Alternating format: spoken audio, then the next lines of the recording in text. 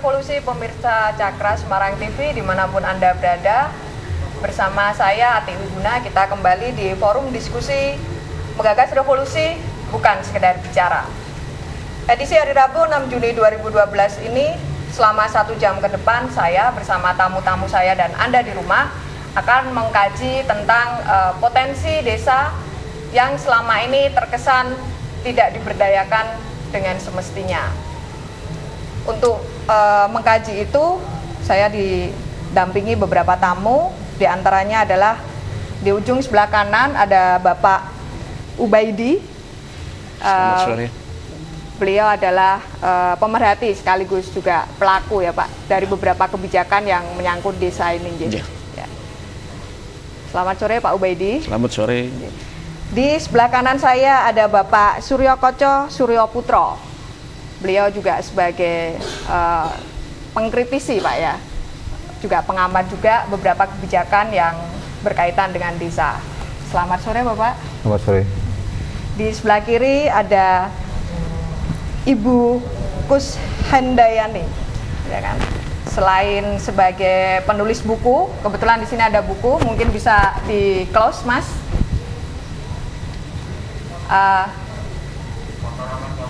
Bukunya. Ya, buku Otonomi Desa Berbasis Modal Sosial dalam Perspektif Sosiolegal. Buku Handayani ini selain penulis buku ini, beliau juga adalah akademisi Bu ya.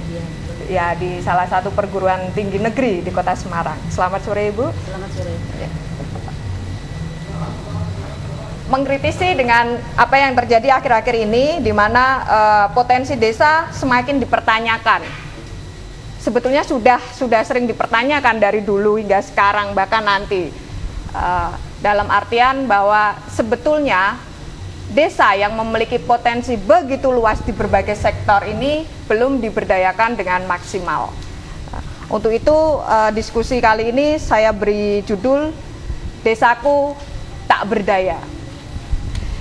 Untuk memulai saya ingin sedikit memberikan pertanyaan kepada Pak Suryo Koco Suryo Putro ini, yang memang sejak saya kenal beliau ini, beliau punya atensi yang luar biasa besar akan pemberdayaan desa. Pak Koco, menurut Anda dengan proses yang sedang berjalan saat ini, tentunya kita tahu ada rencana undang-undang dan sebagainya ini, apakah itu memberikan satu nafas baru bagi pemberdayaan desa? Yang notabene negara kita ini kan sekian puluh persennya masih desa loh daripada kota. Ya. Monggo.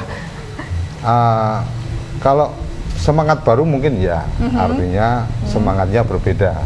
Gitu. Tetapi apakah kemudian semangatnya menjadi lebih baik, membaikkan desa, atau kemudian semakin mematikan desa, ya ini menjadi pertanyaan kan gitu. Karena kalau bicara undang-undang desa secara khusus, ini memang satu proses yang alhamdulillah tuntutan untuk pecahnya undang-undang pemerintah daerah itu alhamdulillah ini sudah mulai diproses. Ada kekacauan di 2299, ada keributan di 32 2004, akhirnya dibikin desa, tetapi yang menjadi menarik justru catatannya adalah malah semakin desa itu tidak dihargai. Artinya mungkin Ibu nanti juga bisa memberikan tambahan. Menurut saya desa kita yang sekarang dirancang dalam undang-undang itu justru tidak lebih dihargai daripada kolonial Belanda menghargai desa-desa kita pada saat itu kan gitu. Jadi kira-kira seperti itu pandangan saya sementara. Berarti boleh saya garis bawahi sedikit Bapak, intinya bahwa negara kita itu kurang mampu menghargai potensi negerinya sendiri daripada negara penjajah zaman dulu, Pak. Kalau saya melihat dari bagaimana kolonial waktu itu tidak membuat aturan khusus atau mengatur, tetapi lebih pada membiarkan apa yang sudah tumbuh. Nah, sementara sekarang kita negara ini kemudian mengatur terlalu jauh, terlalu ke dalam, sehingga merusak tatanan norma-norma yang ada sekarang dan membatasi potensi jadinya. Ya sangat mungkin sekali. Artinya gitu. Cuma mungkin yang menjadi menarik di undang-undang ini adalah tentang dibukanya badan usaha milik desa yang lebih diberi ruang. Itu mungkin buat saya apresiasi juga. Artinya ya ada satu sisi yang memang agak fatal, tapi ada juga lah hal yang baik kan gitu. Diharapkan kedepannya seperti itu, Pak Haji. Semoga.